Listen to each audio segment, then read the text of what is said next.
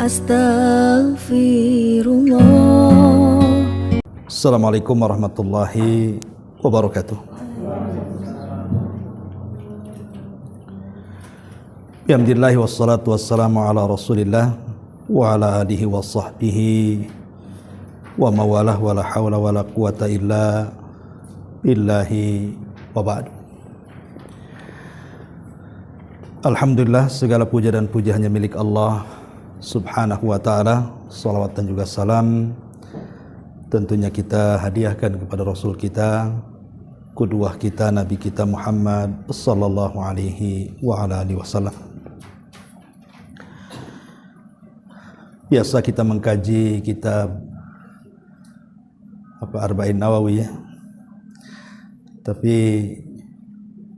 siang ini kita akan membahas tema khusus tentang pentingnya kita mencari teman dalam hidup ini.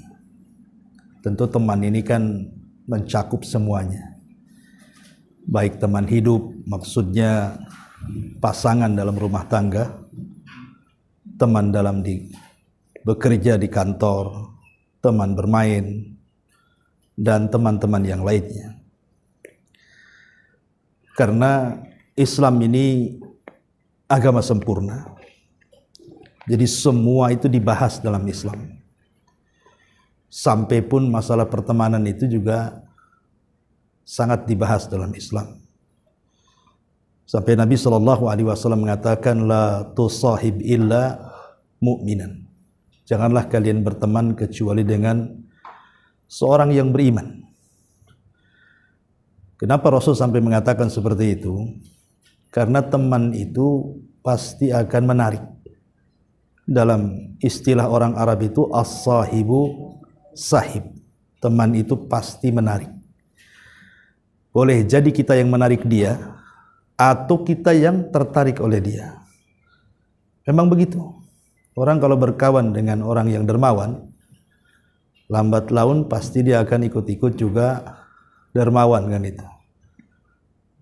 Kalau kita berkawan dengan orang pelit, ya lama-lama jadi pelit juga kita. Sama dengan orang yang berkawan dengan orang yang tukang gibah. Pasti lama-lama kita walaupun tidak ikut gibah, pasti mendengarkan gibahnya. Dan gibah itu kan kelezatan. Yang dengar aja lezat, apalagi yang menggibahnya. Lebih lezat lagi dia.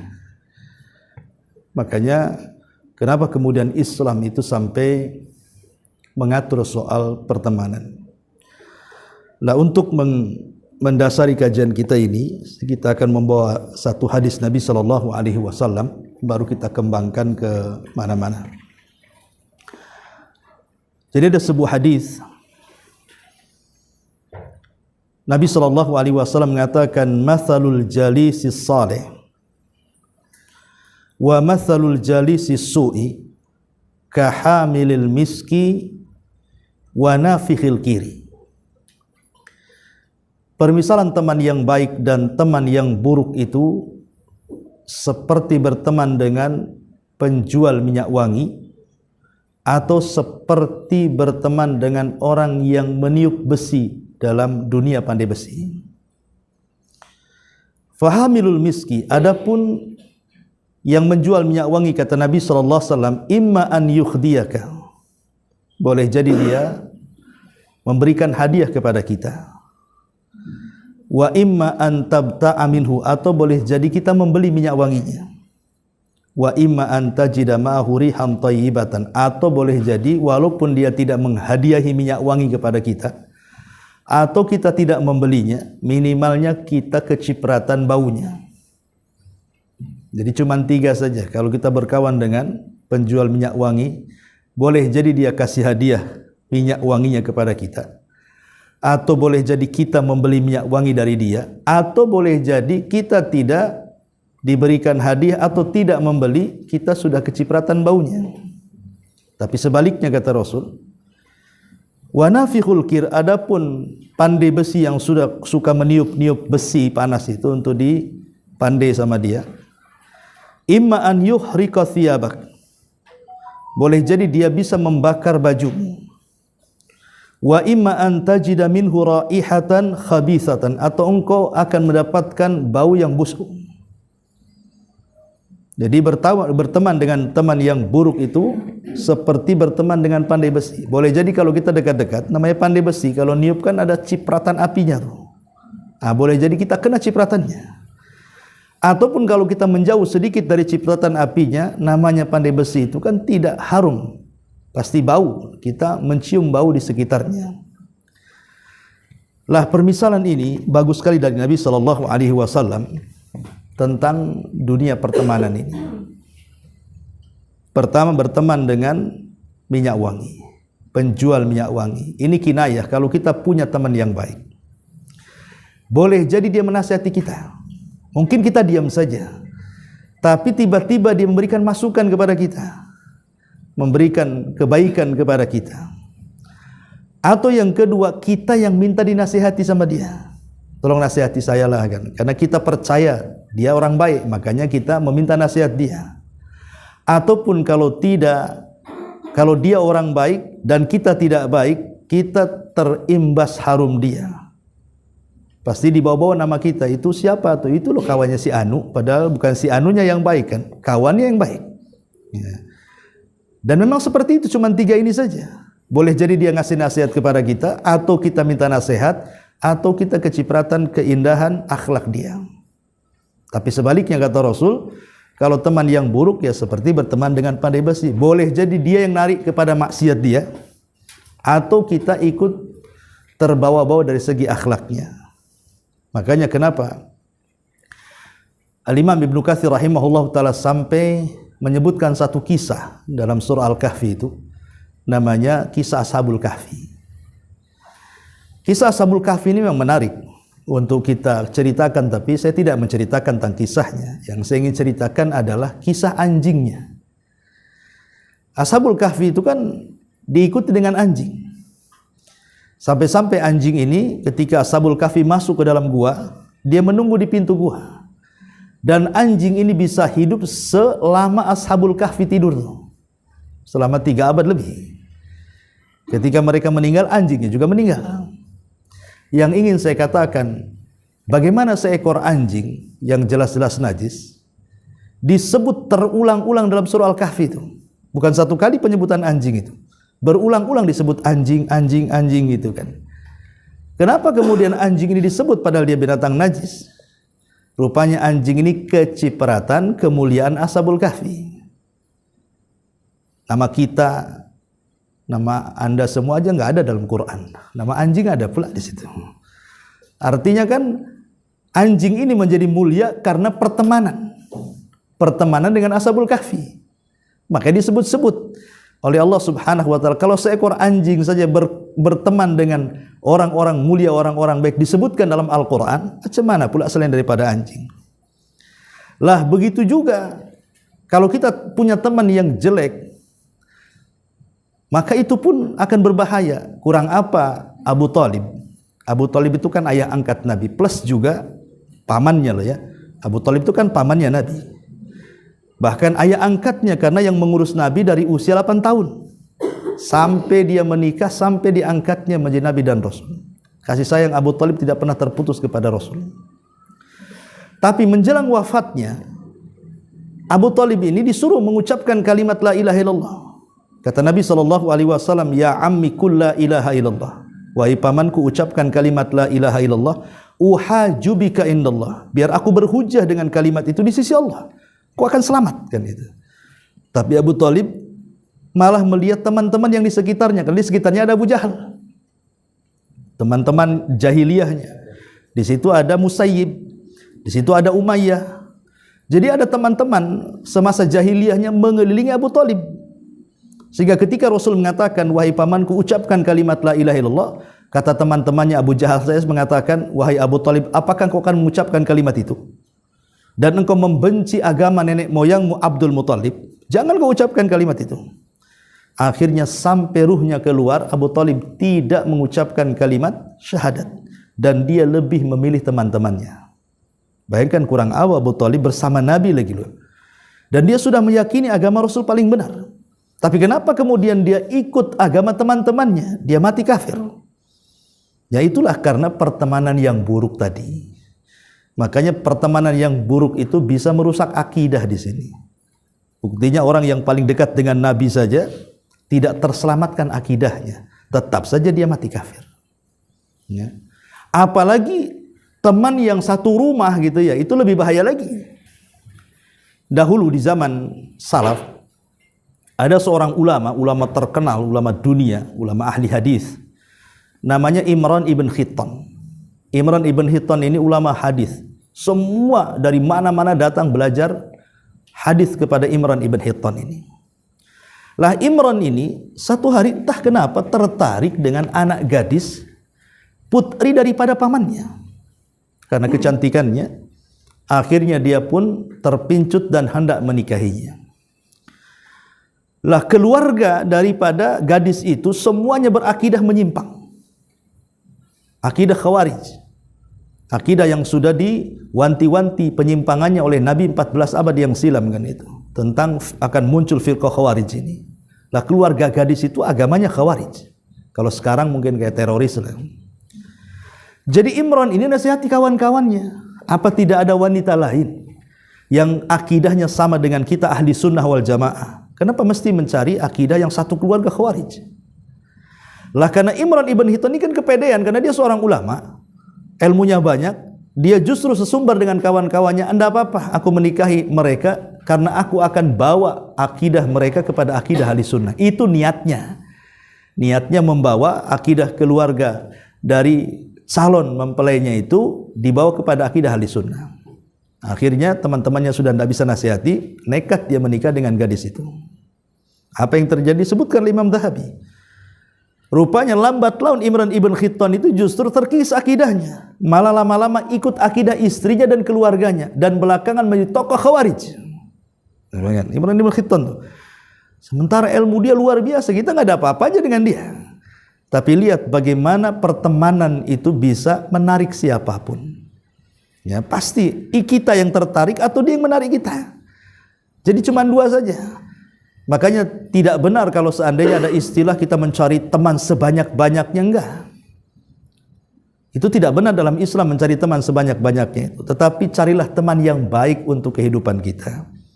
Yang minimalnya meningkatkan iman dan takwa lah. Kalau kita ingin duduk dengan dia itu, tambah iman kita, tambah takwa kita, tambah takut kita. Kalau seandainya kita berteman makin keras hatinya, ngapain berteman dengan dia? Makin banyak dosa saja. Jadi waktu habis hanya berteman dengan dia saja. Makanya kenapa kemudian Nabi SAW mengatakan dalam sebuah hadis, al-mar'u ala dini khalili, bahwa seseorang itu digantungkan agamanya dengan agama kawannya. Kalau kawannya baik, pasti baik dia. Kalau kawannya jahat, pasti dia jahat. Tidak percaya kata para ulama, berkawanlah dengan orang baik 40 hari. Pasti kita akan berubah. Sebagaimana kalau Anda berkawan 40 hari dengan orang jahat, pasti jadi orang jahat. Tidak usah lama-lama, tidak usah bertahun, 40 hari saja. Berkawan dengan mereka, lambat laun akan jadi jahat kalau dia orang jahat. Atau dia akan baik kalau kawannya orang baik. Makanya dahulu, di zaman Nabi SAW, ada orang musyrik itu namanya Uqbah bin Abi Mu'ayt. Uqbah bin Abi Mu'ayt ini salah satu tokoh dari tokoh-tokoh Quraisy. Ya, setara dengan Abu Jahal, Abu Sufyan, Umayyah, Walid, banyaklah tokoh-tokoh Quraisy itu. Ada namanya Uqbah bin Abi Mu'ayt. Uqbah bin Abi Mu'ayt itu kan berkawan dekat dengan Umayyah ibn Khalaf. Itu tokoh-tokoh besarnya Quraisy itu. Lah di zaman awal-awal kenabian, Nabi SAW kalau membaca Quran itu disangka baca syair. Begitu juga Abu Bakar, Umar atau sahabat yang lainnya kalau baca Quran itu disangka baca syair. Karena orang di zaman itu tidak kenal Quran, ya kenal syair. Apalagi memang dunia syair itu lagi kencang-kencangnya di zaman itu. Banyak para pujangga Arab muncul gitu. Jadi Uqbah bin Abi Mu'ayt ini suatu hari mendengar Abu Bakar membaca Al-Quran. Aneh bahasanya, kok beda, sama-sama bahasa Arab, tapi beda rangkaiannya, rangkumannya itu beda sekali gitu. Kok indah sekali. Akhirnya dia bertanya kepada Abu Bakar, dari mana kau dapat kata-kata itu? Padahal itu Quran itu yang dibaca dari Muhammad. Dari situlah akhirnya Uqbah bin Abi Mu'ayt selalu berjumpa dengan Nabi SAW dan ingin mendengar Rasul membaca Quran, karena itu disangka syair masalahnya. Ya. Lambat laun akhirnya Uqbah ini senang dengan Rasul, bukan karena ingin masuk Islam, tidak. Dia senang dengan Quran yang dibaca Nabi, karena bahasanya lebih tinggi daripada syair, sementara dia seorang pujangga. Samalah kalau kita seorang seniman, ada senior kita kan senang gitu ya, kurang lebih kayak gitu. Jadi si Uqbah ini karena ingin memuliakan Rasul, akhirnya dia mengundang ke rumahnya.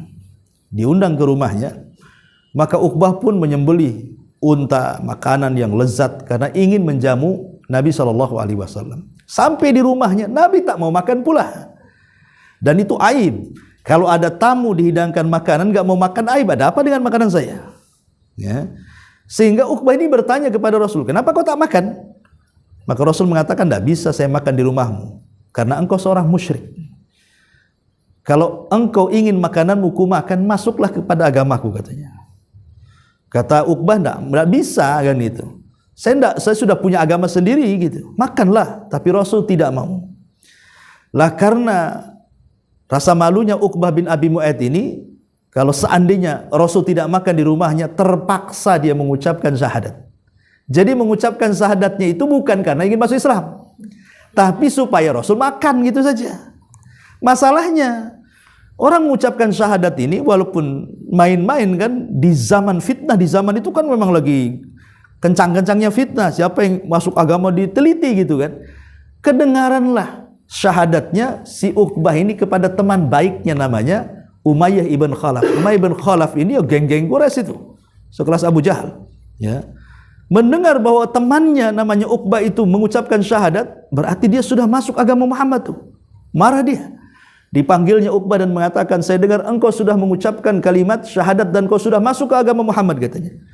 Jadi Uqbah ini berusaha untuk meyakinkan kepada Umayyah bahwa dia mengucapkan itu bukan karena ingin pindah agama, tidak, supaya saya menghargai si Muhammad, supaya makan di rumah saya, itu saja. Tapi Umayyah tidak percaya. Pasti kamu sudah masuk agama dia, kalau begitu kita putus hubungan pertemanan kita. Lah tentu Uqbah memilih berteman dengan Umayyah karena itu teman baik dia, teman bisnis dia, teman susah dia, teman senang dia gitu. Kalau sama Nabi itu kan karena senang mendengar Quran saja. Akhirnya dia mengatakan, wahai Umayyah, kalau kau tidak percaya bahwa aku tidak masuk agama dia dan aku hanya mengucapkan kalimat syahadat itu supaya dia mau makan di rumah saya, sekarang kira-kira apa yang harus aku lakukan supaya aku tetap berteman dengan kamu dan tidak terputus pertemanan? Kata Umayyah, baik, kalau begitu hinakan si Muhammad itu. Kalau aku dengar kau sudah menghinakan dia, aku jadikan kau temanku lagi, katanya.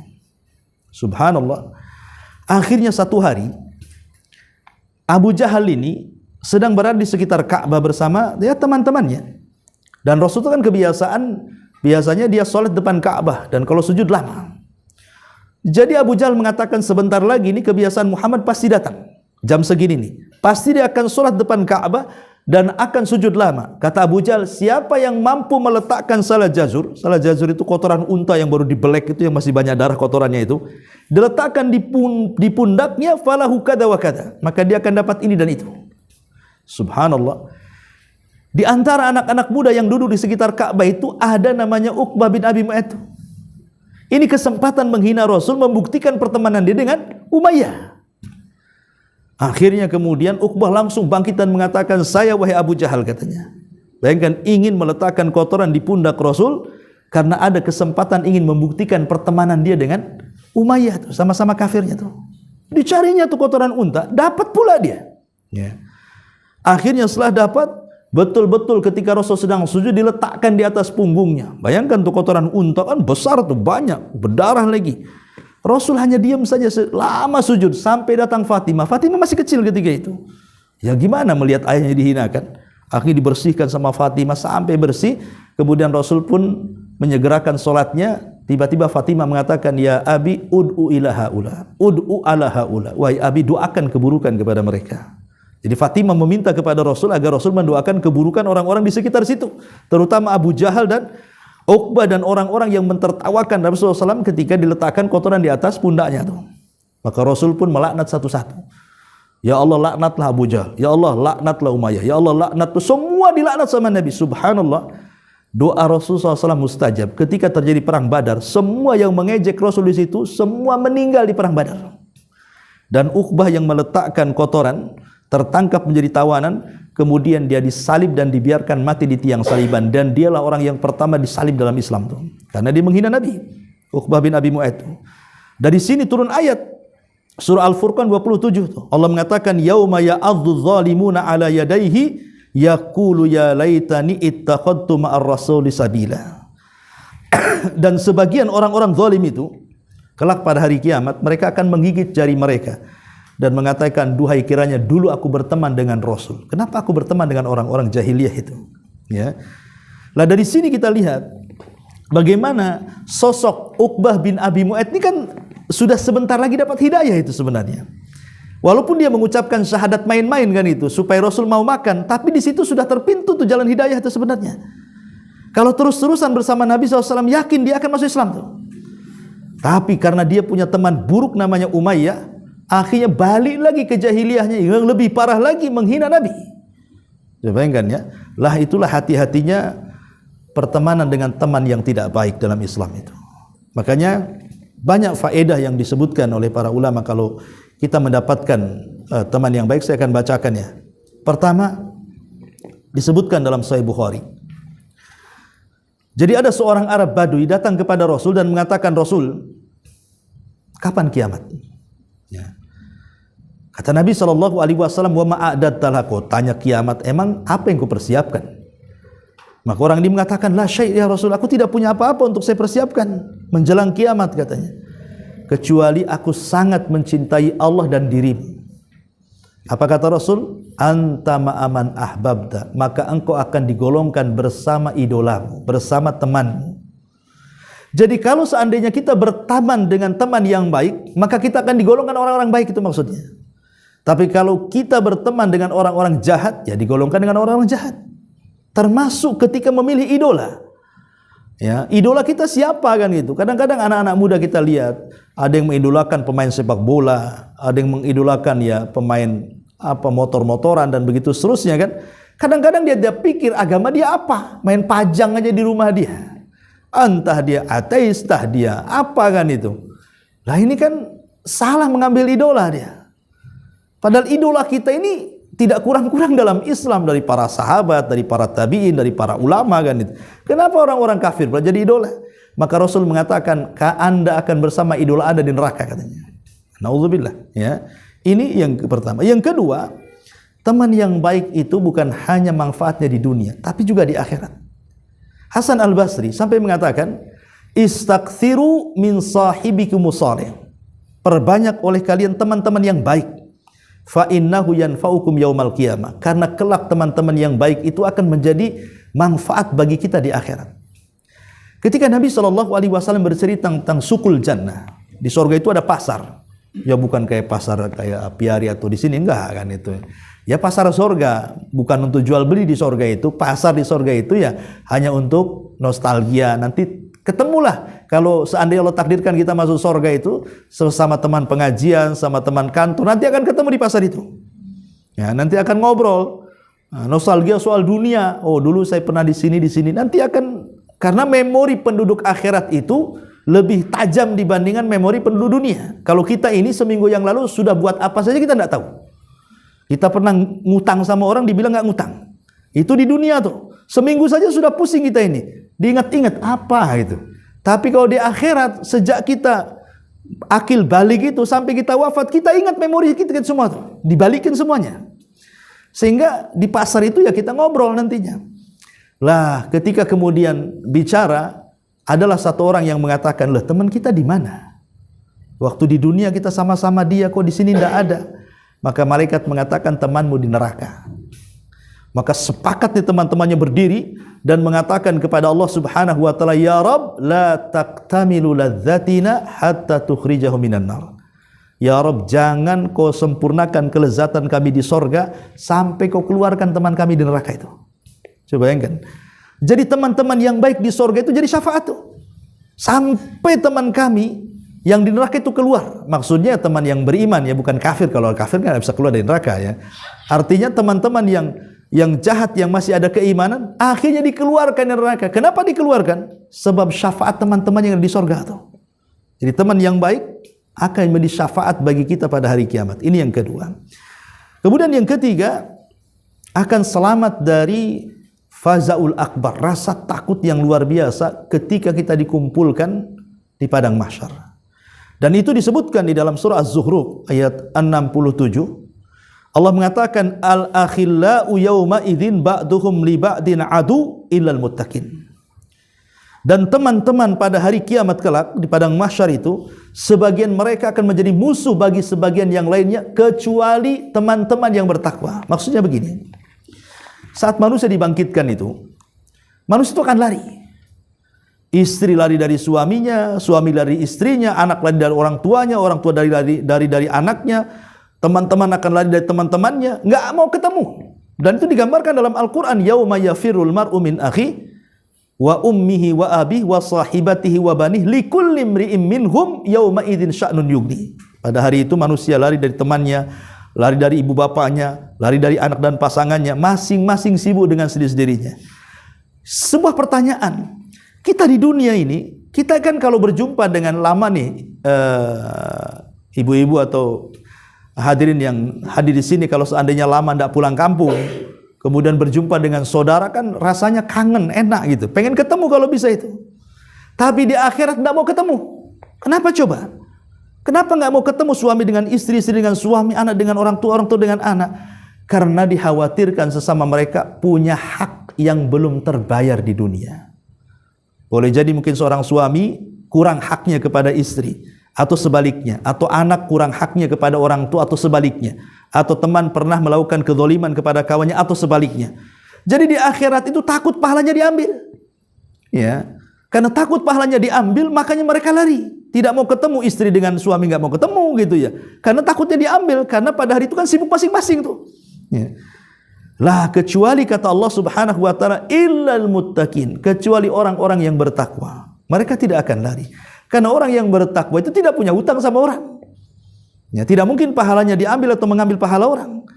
Makanya mereka sedikit banyak akan menjadi penghibur kita. Makanya Allah mengatakan walladzina amanu wattaba'athum dzurriyyatuhum biimanin alhaqna bihim dzurriyyatuhum. Orang-orang yang beriman kemudian keimanan ditularkan kepada keluarga besarnya, nanti pada hari kiamat mereka akan dikumpulkan. Tidak akan saling lari satu dengan yang lainnya. Maka yang ketiga ini, teman yang baik itu akan menyelamatkan kita pada hari di saat ketakutan yang luar biasa. Kemudian yang keempat, al-intifa bimahabbatillah limahabbatihim. Teman yang baik itu akan jadi bermanfaat bagi kita, baik manfaat akhirat atau manfaat dunia. Ya. Saya itu punya teman-teman, ya orang-orang kaya itu kalau ngajak makan itu, kita belum selesai mau bayar, Ustaz sudah dibayar lah, siapa yang bayar? Nah, itu kan punya teman yang baik kan kadang-kadang nggak tahu siapa yang raktir kan itu ya. Ya. Tapi kalau teman yang jahat belum selesai dia pergi dia, kita suruh bayar. Itu contohnya kan itu ya. Biasanya teman-teman yang buruk itu belum selesai itu taruh piring udah pura-pura ke toilet atau hilang. Belum dibayar kan itu. Dia yang bayar, kadang-kadang ditipu pula kawannya, diprank. Lah ini kan ini contoh lah, contoh kecil saja manfaat di dunia. Kita ditraktir makan itu luar biasa, itu teman yang baik. Ya, bahkan pernah saya ditraktir sama dua orang itu. Dua-duanya bertengkar gara-gara mau bayari saya itu. Ya. Pokoknya saya yang bayar Ustaz, yang satu enggak boleh gitu. Jadi saya tengah-tengah biar saya yang bayar. Oh, enggak boleh Ustaz. Jadi itu contoh saja. Itu teman-teman yang baik di dunia saja kita dapat manfaat tuh. Bahkan kita murung sedikit aja dia tahu. Butuh duit ya katanya. Kok tahu? Itulah teman yang baik memperhatikan kita kan itu. Ada masalah ya. Tapi teman yang jelek, kalau murung makin jauh, nanti itu dekat-dekat pinjam duit pula dia. Contoh ya kan. Itu kadang-kadang seperti itu. Di dunia saja dirugikan tuh kalau teman yang buruk itu.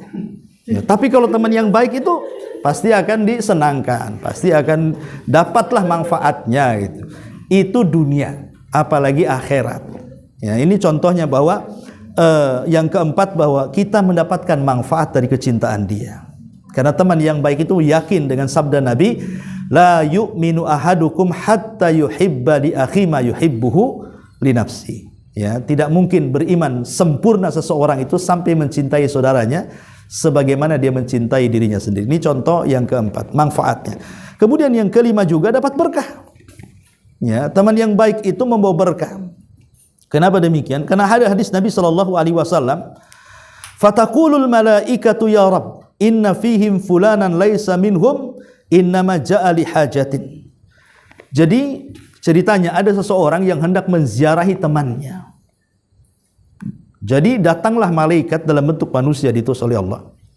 Kemudian bertanya, "Mau kemana wahai fulan?" Dia mengatakan, "Mau ke teman saya di seberang sana." Kata malaikat ini, "Apakah karena ada hajat?" Tidak. Apakah karena ingin berbisnis? Tidak. Apakah karena ingin pinjam uang? Tidak. Pokoknya ditanya soal dunia, enggak. Lalu apa tujuanmu menziarahi orang itu? Maka dia mengatakan, "Aku menziarahi karena Allah. Aku rindu karena Allah. Aku ingin berjumpa karena Allah." Maka malaikat mengatakan, "Kalau betul apa yang kau niatkan, maka Allah akan memberikan berkah yang banyak kepadamu." Bayangkan 70.000 malaikat mendoakan dia. Ini contoh seandainya kita berteman itu memang karena Allah. Tapi kebanyakan sekarang, zaman sekarang kayaknya jarang berteman karena Allah itu. Pasti ada maunya tuh. Ya kan? Mesti ada maunya itu. Apalagi kalau senyum, ada apa ini? Biasa tak senyum kok senyum katanya kan. Ini pasti ini. Apalagi udah dekat-dekat muji-muji, nyanjung-nyanjung. Aduh. Ini alamat dompet dijauhkan aja kan.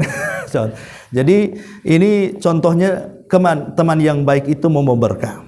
Kemudian juga yang keenam, bahwa teman yang baik itu akan membawa ta'assur, pengaruh yang luar biasa. Salah satunya adalah min thimari suhbatil abrar la ta'assuru bihim wal iqtida bisuluki. Minimalnya pengaruh teman yang baik itu kita meniru akhlak dia, gaya dia gitu ya, pergaulan dia, dan begitu seterusnya, ibadah dia. Itu pasti ada terpengaruh, walaupun tak banyak pasti terpengaruh tuh. Namanya teman kemana-mana, tadinya tidak sholat nih, temannya suka sholat, akhirnya ini waktu sholat tuh ke masjid. Awalnya duduk-duduk di teras masjid, lama-lama kan, kenapa aku bengong-bengong di sini kan? Ikut sholat lah. Contohnya, itu pasti ada pengaruh. Tapi kalau teman yang jahat, dia rajin sholat, ketemu pula dengan yang tidak pernah sholat, waktunya ke masjid, tunggulah katanya. Lama-lama awalnya diakhirkan kan? Diakhirkan waktunya, lama-lama bablas. Ini contoh ya. Ini juga diantara bahaya kebaikan teman yang baik itu. Kita putar sebaliknya. Bagaimana kalau teman kita ini jahat? Ya. Yang pertama disebutkan oleh para ulama, min adrari jalisisu, dari keburukan teman yang buruk adalah qad yushakkiku fi mu'taqadi. Pasti akan membawa keraguan-raguan dalam akidah. Mesti itu. Akidah kita akan goyang tuh. Kalau teman itu teman yang buruk, akidah kita akan goyang. Akidah kita akan goyang. Saya itu pernah cerita juga mungkin di sini ya. Jadi saya dulu punya tetangga waktu tinggal di Batam Center itu. Jadi suaminya Nasrani, istrinya itu muslimah, seorang muslimah, nikah gitu. Padahal dalam Islam tak boleh. Karena dalam Islam itu yang boleh laki-lakinya yang muslim, perempuannya yang Nasrani atau Yahudi boleh. Tapi kok dibalik tidak boleh. Karena bagaimanapun kepala rumah tangga itu pasti akan nyeret. Makanya dalam Islam dilarang, tidak boleh menikah dengan laki-laki di luar daripada Islam. Kalau perempuannya di luar daripada Islam boleh. Yang jelas dia Yahudi Nasrani, bukan Hindu, Buddha dan yang semacamnya. Cuma dua yang dibolehkan. Ya tapi ngapain juga cari Nasrani Muslim yang banyak kok. Jadi akhirnya kemudian setelah punya anak, entah kenapa anaknya udah banyak juga, ada 2-3 saya lupa ya. Tapi yang jelas anaknya banyak. Diancam sama suaminya. Kamu kalau tidak masuk agamaku, kuceraikan. Akhirnya dia terpikir tuh, dia sayang dengan anak-anaknya. Yang kedua suaminya kaya. Dia pikir kalau dia dicerai jadi gelandangan lah kan itu.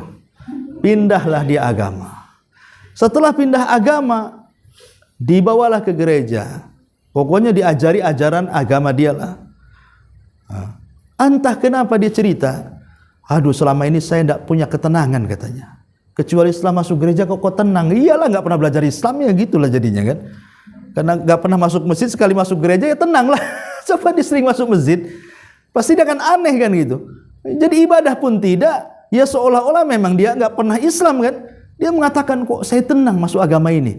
Ya karena tidak pernah dia belajar Islam, makanya tidak punya ketenangan. Tapi qadarullah, ya, suaminya selingkuh. Selingkuhnya pula dengan wanita muslim. Ya. Lah, akhirnya ketahuan selingkuh, cerai dia. Cerai, suaminya nikah dengan selingkuhannya yang muslimah tadi. Tapi yang muslimah ini pandai, kau nikahi aku, tapi kau masuk Islam. Terpaksa dia masuk Islam. Nah, lah ini istri pertamanya tetap menjadi Nasrani, suaminya pula yang Nasrani jadi Muslim dia. Ini kan terbalik-balik kan? Ya, itu tidak ada di Indonesia, yang ada di Batam tuh. Ya, cuma di Batam tuh cerita ini.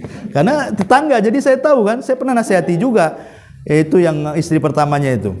Tapi memang nggak tahulah pokoknya dia udah kuat kali dengan agama mereka sehingga agak sulit dinasihati. Tapi lihat bagaimana perkawanan di sini. Yang tadinya muslimah jadi kafirah gara-gara berteman dengan orang kafir. Yang suaminya pula berteman dengan muslimah, dia pula jadi muslim. Nah, inilah makanya saya katakan terbalik-balik. Ini persis seperti dulu, kisah zaman dulu. Ini seorang ulama bercerita. Jadi ada seorang muazzin, dia suka azan. Ya, jadi kalau zaman dulu kan tidak ada toa. Kalau azan tuh naik ke menara. Lah dari menara ini rupanya ada gereja di depannya. Jadi adalah seorang biarawati yang cantik itu, dia suka berdiri di pintu itu. Jadi muazzin itu dia azan nengok dia. Ya.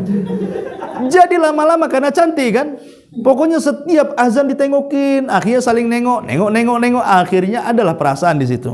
Karena tengok-tengok kan, awalnya dari mata dulu kan, dari mata turunlah ke hati, dari hati tak tahu turun kemana. Tapi yang jelas bahwa awalnya dari situ. Jadi akhirnya dari pandang-pandangan, cobalah si anak muda ini dekati wanita itu. Mereka kan masjid dengan gereja tak jauh. Akhirnya ngobrol jatuh cinta. Ini bahaya ikhtilat di sini kan. Akhirnya kemudian dia ingin melamar wanita itu. Karena dia seorang biarawati, tidak boleh menikah. Ya. Jadi bapaknya nggak ngerestui, tidak boleh kamu nikah dengan anak saya katanya. Terpaksalah kemudian dia cari cara, tidak bisa juga menikahi wanita itu. Bagaimana akhirnya karena cintanya kuat sakit dia itu, gara-gara cinta sakit tuh. Sakitnya pula membawa kematian dia. Gara-gara cinta bunuh orang. Ya. Jadi ketika sakaratul maut itu, gurunya datang. Kemudian mentalkin, ya fulan, kenapa kamu ini? Kamu ini kok bisa sakit kayak gini katanya. Dia mengatakan, saya mencintai si fulan, mau nikah tak dikasih katanya. Akhirnya cerita-cerita. Terus bagaimana? Kan wanita muslimah banyak, kenapa ngejar-ngejar dia? Kata gurunya itu. Oh enggak bisa, aku sudah cinta mati dengan dia. Kayaknya sudah digembok kayaknya. Dan enggak bisa lagi, kuncinya dibuang juga. Lah dari sini enggak bisa lagi. Kemudian dia mengatakan, lalu apa keinginanmu? Nih, jeleknya keinginan dia. Saya hanya berdoa kepada Allah, walaupun Allah tidak mempertemukan saya di dunia, biarlah Allah pertemukan saya di akhirat katanya. Ini bahasanya kan romantis sekali. Jadi kata gurunya, macam mana caranya di dunia saja enggak dipertemukan, macam mana pula di akhirat dipertemukan? Dia mengatakan apa? Amantu bidiniha wa kafartu bidini. Aku dari sekarang kufur dengan agamaku dan aku masuk ke agama dia. Kemudian dia mati. Jadi dia kufur dengan agamanya, dengan Islam, masuk ke agama Nasrani. Dia pikir nanti di akhirat ketemu gitu maksudnya. Lah setelah setahun lamanya, rupanya si wanita itu jatuh sakit juga, kepikiran. Merasa bersalah kan, kepikiran, akhirnya jatuh sakit. Nah, lah datanglah gurunya anak muda ini kepada wanita ini. Kata wanita ini, kau tahu juga bagaimana rasa cintaku kepada dia katanya. Ya kenapa? Ya kalau di dunia aku tidak bisa ketemu, di akhirat minimalnya ketemu. Loh gimana caranya? Aku kufur dengan agamaku, aku ikut agama dia. Lah kan terbalik-balik. Yang satu masuk Nasrani, yang satu pula masuk Islam kan. Lah cemana di dunia aja nggak ketemu, secara akidah di akhirat pula ya nggak mungkin ketemu lah. Lah ini kan persis kisahnya seperti ini. Makanya hati-hati ya dalam memilih kawan itu karena bisa merusak akidah. Ini contoh yang pertama. Yang kedua juga disebutkan di sini minimalnya teman yang buruk itu. Mereka kan ditemani dengan setan-setan, tidak mungkin dia sendiri. Ya, lah setan-setan itulah yang terkadang di sekitar dia mendorong-dorong kita, memberikan was-was untuk bermaksiat sama seperti dia. Setan itu tidak mungkin ngajak narik tangan, ayo ke tempat maksiat, enggak. Setan tidak ada yang narik tangan kita, dorong-dorong ke tempat maksiat itu, tidak ada setan yang seperti itu. Setan itu hanya ngasih was-was. Sana maksiat, daripada kau bengong malam-malam, ya ngapain juga gelap-gelap, sana lo ke sana. Ah, dia cuma ngasih was-was saja setan itu. daripada kau sendiri ke sanalah. Enak loh di sana, macam-macam. Dia akan bisik-bisikan. Lah bisikan itulah ya, subhanallah. Kadang-kadang hanya bisikan setan saja, orang bisa maksiat. Lah makanya kenapa kemudian Allah sampai mengatakan setiap nabi itu kan punya musuh. Dan musuh para nabi itu setan. Dan setan itu ada dua macam. Ada setan minal insi, ada setan minal jinni. Ada setan dari kalangan manusia, ada setan dari kalangan jin. Nah, jadi kawan yang buruk itu ya kayak setan tuh. Jangan dekat-dekat setan lah katanya gitu. Ya maksudnya istilah Quran setan. Jangan pula disebut setan dia kan itu. Ngapain kau berkawan dengan setan? Nggak boleh kan. Ya nanti tersinggung pula. Kalau dia setan dia iblisnya lah. Nanti dia ngomong gitu pula sama kita. Ini yang pertama. Yang kedua, ya minimalnya nih katanya kata para ulama anna ru'yatahu. Yang ketiga anna ru'yatahu tadzakur bil ma'siyati. Kalau kita lama berkawan dengan orang jahat, ketika kita berpisah dengan dia, pasti yang diingat maksiatnya. Pasti itu. Ya. Jadi kalau seandainya nih kita sering maksiat di Batam nih sama kawan satu ini, tiba-tiba dia pulang kampung, kalau ingat dia itu pasti ingat bukan orangnya, maksiatnya tuh. Oh iya sama-sama dia dulu nongkrong di sana, nongkrong di sini, maksiat sana, maksiat sini. Itu pasti yang diingat maksiatnya. Ini kan bahaya. Ya. Teman yang jelek itu pasti mengingatkan maksiatnya. Kapan lagi lah sama dia itu. Nah, ini yang ketiga. Yang keempat, terkadang annahu yasiluka bi unasin sain. Terkadang ditemankan dengan teman-teman buruk lainnya. Pasti itu bukan hanya dengan dia. Dia kan punya teman-teman yang buruk juga tuh. Pasti akan dikenalkan tuh. Ayo kita ke rumah anu, ke rumah ini jahat, ini lebih jahat lagi. Oh ini rajanya jahat nih. Nah, itu. Biasanya kan begitu. Kalau kepala gengnya lah gitu. Nah, ini kepala geng saya nih. Nah, ini tatonya sedikit, ini tatonya banyak kan itu. Mau ditato juga kamu? Nah, kan nanti kadang-kadang nyeret-nyeret ke situ. Ini juga salah satu bentuk berkawan dengan kawan yang buruk. Termasuk juga la takhlu minal muharramat wal ma'asi kal ghibati wan namimati wal kadhibi wal walni wa nahwi dzalik. Kalau kita sudah berkumpul dengan teman-teman yang buruk akhlaknya, pasti dosa-dosa macam-macam akan kumpul di situ. Entah dusta, entah ghibah, entah namimah, entah macam-macam tuh, nggak mungkin diam saja. Pasti akan ikut nimbrung di situ. Dan setiap maksiat saya katakan dari awal tidak ada maksiat kecuali ada kelezatan di situ. Coba kalau kita lihat TV, kemudian di situ acaranya bongkar aib orang, artis ini selingkuh dengan ini anak ininya. Nanti laporan polisi, nonton aja kan. Episode besoknya apalagi sudah ada YouTube itu, ada episode 1, episode 2 kan. Kita yang nonton keasikan itu. Cemana pemainnya di dalam tuh. Ya. Itulah maksiat itu. Kita dengerin gibah saja keasikan, gimana yang begibahnya makin asik lagi. Itulah akibat dari teman-teman yang buruk akhirnya membawa kepada keasikan dalam maksiat. Dan banyak lagi, ya. Intinya bahwa jangan rusak akidah kita dengan hanya pertemanan. Dalam pernikahan saja sampai Rasul mengatakan carilah jodoh itu pertama kata Rasul limaliha, cari yang kaya.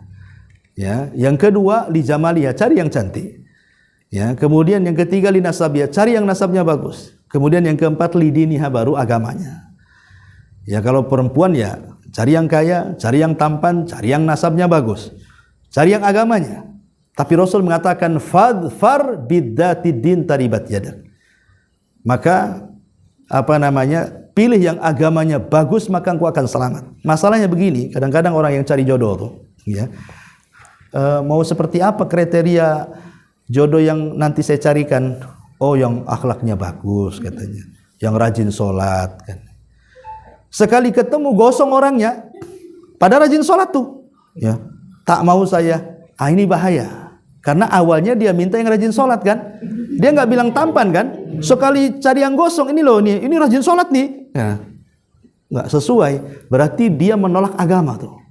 Maka alasannya yang seperti itu mencari jodoh. Sebab kalau dibilang rajin sholat, sudah dapat yang rajin sholat, tak mau berarti dia gara-gara sholatnya itu. Ya harusnya dari awal kalau memang ini, ambillah pilih-pilih yang saya mau ganteng, saya mau yang kaya, saya mau nasabnya yang bagus, agamanya oke kan gitu. Empat-empatnya aja minta. Nah, sekali yang gosong, saya kan minta yang tampan, kenapa yang gosong kan gitu. Nah, jadi ada alasan. Tapi kalau hanya kita minta carikan yang bagus agamanya, sekali sudah dicari yang bagus agamanya tapi nggak selera dengan kita, itu seolah-olah kita menolak agama. Ya, maka alasannya yang logis saja kan itu. Yang logis-logis saja, tolong carikan jodoh yang mana? Yang bagus lah. Nah, kalau yang bagus itu kan berarti semuanya bagus. Ya, global aja lah ngomongnya yang bagus. Kalau kemudian dia tampan tapi utangnya 1 miliar, ya enggak lah, enggak jadilah. Orang tampan aja, uang tak ada katanya. Nah, berarti kan tak bagus, contohnya seperti itu. Maka jangan sekali-kali menolak gara-gara agama. Tetapi kalau memang dia sudah pasrah, ya terserahlah. Mau hitam, mau putih, mau pelangi, mau apa. Yang penting dia agamanya bagus. Insya Allah itu yang terbaik. Insya Allah yang terbaik. Karena di zaman Nabi, ada seorang namanya Julaibib. Julaibib ini orangnya pendek. Disebutkan di sifat-sifatnya itu dalam biografinya. Pendek, hitam, kriwel. Ya. Pokoknya tidak tampan sama sekali. Miskin, tidak punya rumah, hidupnya ya tidur di mana-mana, kadang-kadang minum pun dari air yang ya minta dan begitu seterusnya. Orang miskin tidak sama sekali. Tapi dia sahabat Nabi. Jadi Nabi satu hari lewat, dipanggilnya Julaibib. Julaibib sini. Ya. Ada apa wahai Rasul? Kapan kau nikah? Kata Nabi. Julaibib marah. Dia mengatakan bukan saya tak punya uang. Jawabannya bukan begitu. Wanita mana yang mau sama saya? Nah itu jawabannya.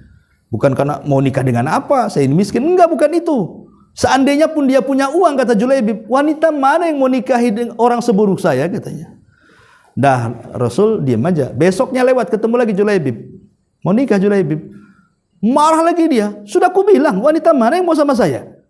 3 harinya makin emosi sama Nabi dia. Udahlah enggak usah tanya-tanya lagi, katanya. Jadi Rasul mengatakan gini Julaibib, kamu datanglah ke rumah si Anu, ya itu di tengah-tengah kota Madinah, di situ ada rumah. Ya kalau sekarang ini gang sekian, RT sekian, RW sekian gitu. Ketuk rumahnya, bilang saja saya utusan Nabi, nikahkan gadismu dengan saya. Oh semangat Julaibib lah. Berangkat dia ke rumah yang dituju itu. Rupanya wanita yang dituju itu adalah wanita yang disebutkan ajmalu fatatil ansor, wanita paling cantik dari wanita-wanita Ansor yang diketuk rumahnya itu. Jadi ketika dia ngetuk rumah, bapaknya keluar. Kata bapaknya heran, ngapain kamu di sini Bib? Katanya Julaibib kan itu. Pergi ngapain? Karena ini orang yang nggak berada. Ya. Jadi kata Julaibib, tunggu dulu, aku ini delegasi Nabi. Tolong nikahkan putrimu dengan saya. Ujung-ujung ngomong begitu kan? Apa enggak bapaknya bingung tuh? Ya. Apa enggak ada lain? Kenapa mesti Julaibib katanya? Tunggu dulu, saya harus ngomong sama istri saya. Jadi setelah dibilang sama istrinya, kata istrinya, kenapa enggak Abu Bakar saja? Kenapa enggak Umar? Kenapa enggak Ali? Kenapa si Julaibib pula datang ke sini katanya? Subhanallah, di balik tirai itu rupanya anak gadis itu mendengar. Dia langsung marah sama ibu bapaknya dan mengatakan, apakah kalian akan menolak utusan Nabi? Nikahkan aku dengan dia. Ini perintah Nabi. Orang dulu kan luar biasa. Kalau sudah perintah Nabi, sami'na wa ata'na kan. Kalau sekarang mana ada kayak gitu. Perintah Quran, perintah Nabi, enggak katanya. Ini enggak layak dengan saya. Saya sudah dapat di Facebook kan orang sekarang. Kan kata orang tuanya mau yang bagus pun dibilang sudah dapat di Facebook, sudah dapat di TikTok katanya. Lah ini hal-hal yang seperti ini kan luar biasa di zaman itu. Akhirnya nikah nih. Subhanallah, nikah wanita ini dengan Julaibib, betul-betul nikah. Di malam pertama, ya gimana malam pertama kan mau semua anak muda pun kalau udah menikah itu yang ditunggu-tunggu. Tiba-tiba Rasul mengirim utusan berteriak-teriak di tengah-tengah kota Madinah. Ya khailallah irkabu. Wahai kuda-kuda Allah bersiaplah berperang kalian. Julaibib ini malam pertama dia. Belum pun disentuh istrinya dia mengatakan, wahai istriku. Ini satu sisi seruan malam pertama. Sisi lain seruan jihad. Boleh gak aku jihad katanya? Ya kata istrinya gak apa-apa. Subhanallah, belum disentuh istrinya dia memilih jihad. Setelah perang meninggal pula dalam peperangan. Coba kalau seandainya anak-anak muda ini di posisi Julaibib, ini mending perang atau di malam pertama? Nggak yakin saya kalau perang itu. Perangnya ya di kamar ya, bukan perang di medan jihad kan. Akhirnya kemudian meninggal. Selesai jihad, Rasul mengumpulkan pasukan kan. Mana pasukan ini? Sudah lengkap? Sudah wahai Rasul. Enggak ada yang lengkap. Ini pasti ada kurang satu ini. Siapa Rasul? Mana Julaibib? Sahabat tidak ada yang kenal juga Julaibib karena kemiskinannya, nggak dikenal. Ada Julaibib ikut loh di sini, cari dia. Akhirnya dicari, rupanya dia sudah mati syahid. Di sekelilingnya ada 7 orang musyrik dibunuh dia.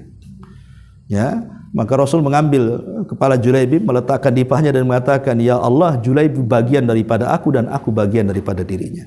Ini contoh saja, ya, bagaimana keberkahan walaupun tidak dipandang secara fisik, tapi lihat agamanya, akhirnya dia mati syahid. Itu mati yang luar biasa, ya. Ini diantara pertemanan, pengaruh-pengaruh teman yang baik dan juga pengaruh teman yang buruk, baik dalam lingkungan keluarga, masyarakat, di kantor dan begitu seterusnya. Makanya dahulu ada seorang ulama namanya Abdullah ibn Mubarak.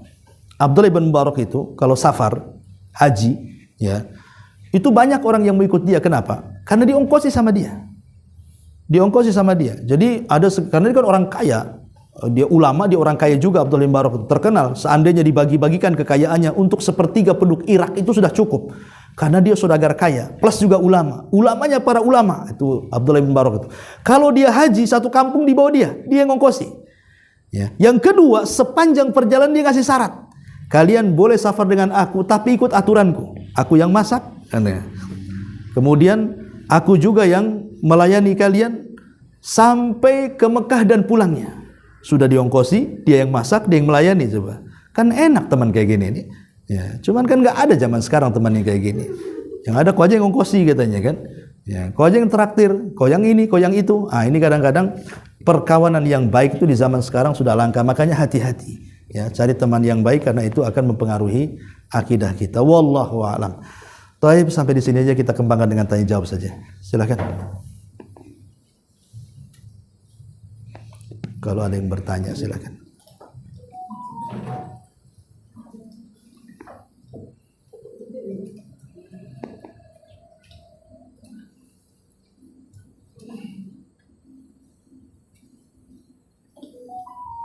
Assalamualaikum warahmatullahi wabarakatuh. Waalaikumsalam warahmatullahi wabarakatuh.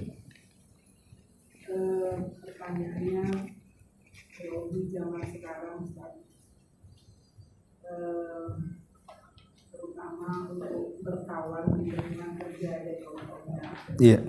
Banyak kan lingkungan kerja ini kan laki dengan perempuan itu sulit untuk mencari kita di mana, misalnya kita perempuan dan yang karyawannya, laki-laki ya. Nah, jadi lingkungan seperti itu sangatlah sulitnya. Jadi artinya apa? Lingkungan kerja kita ini kan campur baur ya. Sehingga misalnya ya kita berteman lah dengan teman-teman yang berlainan ilmu kita, jenis. Nah kadang-kadang ada kita merasa gimana ya, kecocokan mungkin. Nah ini bagaimana menyikapi dan batasannya yang aman gitu. Iya. Udah? Iya, sudah, alhamdulillah. Salatu wassalamu ala Rasulullah. Ada kasus ya. Jadi ini memang kisah nyata karena orangnya yang curhat dengan saya gitu ya.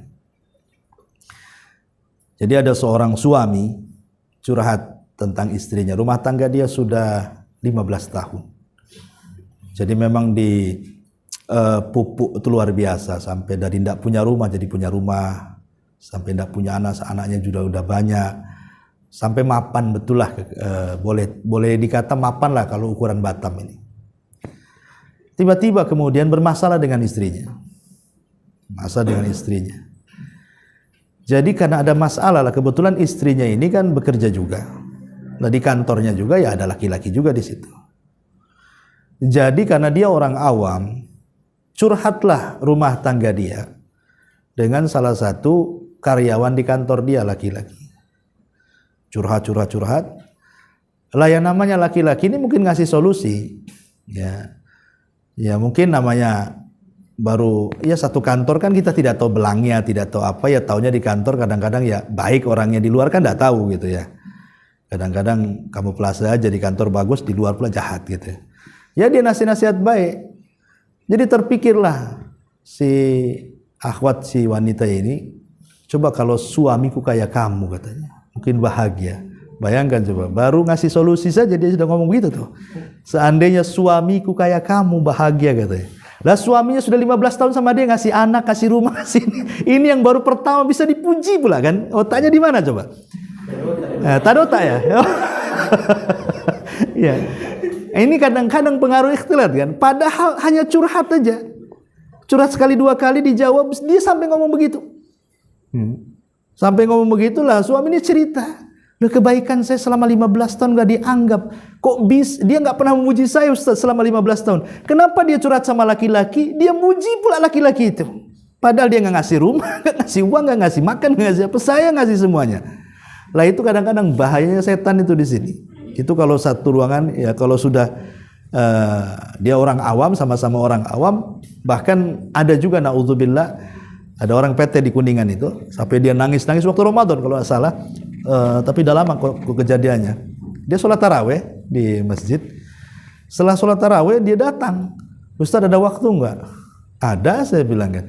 Ayo ke rumah aja. Oh, nggak usah lah, malu. Jadi di mana? Ya di gelap-gelap aja katanya. Minta di gelap-gelap dia kan. Ya sudahlah. Curhat kamu apa? Tiba-tiba dia nangis ini ikhwan ini. Nangis kenapa? Nggak tahu, saya merasa berdosa terus dia. Sudah. Jadi saya bilang, ya kalau kamu percaya dengan saya, ya ceritakan saja. Mudah-mudahan saya kasih solusi. Tapi kalau nggak percaya dengan saya, nggak usah ceritalah. Simpan aja rahasiamu.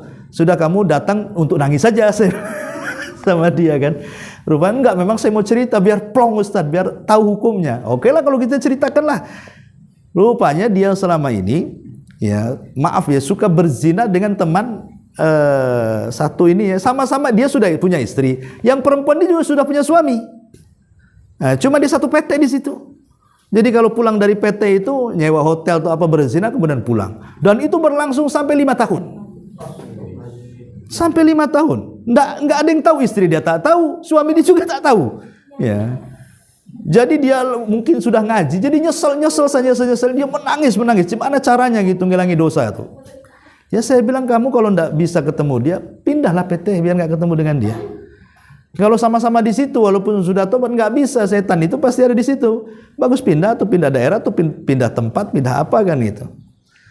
Nah, jadi terakhir ya waktu itu kan mungkin dia sudah jenuh, ya takut juga dengan istrinya, mungkin dia pun takut juga dengan suaminya wanita itu. Wallahu alam sampai hari ini gimana ceritanya? Episodenya tergantung ya. Karena habis itu pisah, enggak ketemu lagi sama saya itu. Dia hanya minta hukumnya, saya bilang enggak boleh kayak gitu. Dalam Islam kalau sudah mati dirajam nih, saya bilang. Sudah. Jadi lah itu contohnya bahaya ikhtilat itu sampai seperti itu.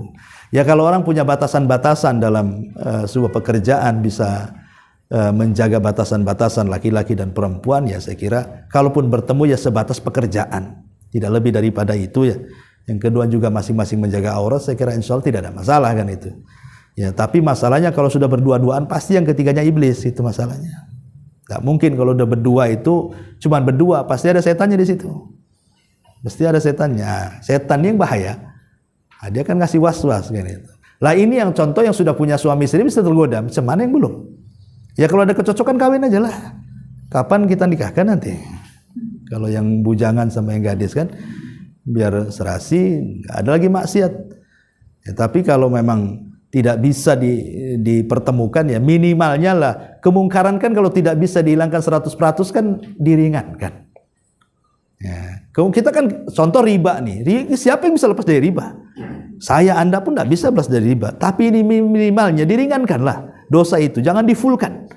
Nah, diringankan, ringan. Gimana menghindar. Ya kita seperlunya saja berkomunikasi soal pekerjaan, lebihnya sudahlah. Jadi memang betul-betul profesional gitu ya, profesional dan proporsional gitu ya istilahnya. Wallahu a'lam.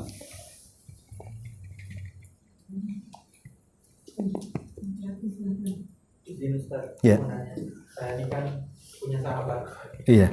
Sahabat saya ini menikah ya. Ya. Perempuan, laki-laki? Cowok. Oke. Kamu bersahabat sama cewek? Bisa aja. Iya. Jadi sahabat saya ini cowok ini, kami ini memang saling mengingatkan lah tentang surga gitu. Masjid gitu. Tapi dia, saya tuh bingung. Saya nasihatin berkali-kali, tapi dia pacaran sama orang Kristen. Saya udah kasih tahu pacaran itu udah salah, tambah lagi sama Kristen ya lebih salah lagi. Iya.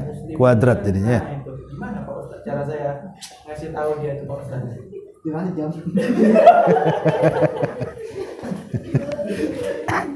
Pertama doakan aja. Doa gitu. Iya, hati itu kan ada iqbal, ada idbar. Ada kadang turun, kadang naik hati itu. Dan yang membolak-balikan hati kan bukan kita, Allah. Sama-sama doakanlah, bukan hanya antum aja, semua doakan supaya dapat hidayah. Satu kan, karena betul kata tadi pacarannya sudah salah kan itu. Ya. Kristennya tidak salah sebenarnya, tidak. Karena kan kalau dia menikah dengan Nasrani dibolehkan dalam Islam. Ya, boleh. Cuman bagaimanapun dia tidak memilih yang afdol. Yang afdol kan muslimah banyak. Ya, yang afdol muslimah yang banyak. Takutnya kalau dia menikah dengan Kristen tadi, akidah kita tidak kuat. Kita pula ahli gereja kan, bukan ahli masjid. Itu saja. Nanti anak-anaknya gitu juga. Yang satu muslim, yang satu ini kan keluarga gado-gado jadinya kan. Nah, itu jadi masalah. Jadi maksudnya rumah tangga itu bukan hanya hawa nafsu, tapi ke depan berpikir. Karena anak-anak kita itu yang mendoakan kita setelah kematian kita. Apa sih gunanya kita punya anak? Sampai anak rela kita orang tua itu sampai jual sana. Kalau suruh urusan anak, nanti kalau udah punya anak tahulah. Apapun yang dikena anak pasti orang tua itu kasih. Dengan harapan dia baik di dunia dan baik di akhirat kan. Minimalnya kalau kita mati dia yang mendoakan kita. Itu saja sebenarnya. Nah sebenarnya kalau dia menikah dengan non-muslim, kemudian agama anaknya ikut ibunya kan masalah jadinya. Maunya kita di pesantren kan, oh nggak boleh, dia harus jadi biarawati, oh nggak bisa jadi ustazah ini, kan repot jadinya. Mana yang benar ini? Nah, jadi selamatnya satu akidah lah, itu lebih selamat. Kalau satu akidah kan pasti akan ya minimalnya satu frekuensi lah kan itu. Ya itu saja ya, doakan saja terus nasihati. Ya nikah dengan non muslim selama Kristen Yahudi tidak ada masalah secara hukum. Ya, yang masalah pacarannya. Nah, kalau sudah cocok nikah kenapa kan itu? Dan itu lebih enak daripada pacaran dulu 10 tahun udah pacaran atau nikah tak jadi. Ya, itu kan gak enak tuh. Gitu lama pacaran itu gak enak. Ya. Wallahu a'lam. Menyambung pertanyaan. Iya. Tadi yang terakhir. Misalnya yang seperti itu saja. Misalnya taruh lah. Dia ini sudah masuk Islam. Nah, terus sudah masuk Islam dia berarti kan sudah inilah. Mualaf. Sudah mualaf. Nah, ya mungkin kan kalau fenomenanya ada banyak yang balik itu karena atau ya taruhlah mungkin balik lagi itu banyak kejadian dan kemungkinan 50%. Tapi kalaupun tidak balik misalnya sama-sama sudah sama seiman, tapi kan dari keluarganya salah satu keluarga kan besanan lah, itu satu keluarga besarnya masih agamanya. Iya. Nah, jadi dalam hal ini misalnya ya taruhlah kita selaku orang tua kan berpikirnya seperti itu sama besan-besanan dan Iya, iya. Ke depan cucunya satu ya tidak mungkin lah dengan keluarga besanan itu kita sesama besan tidak berkomunikasi, tidak akan bermuamalah. Iya.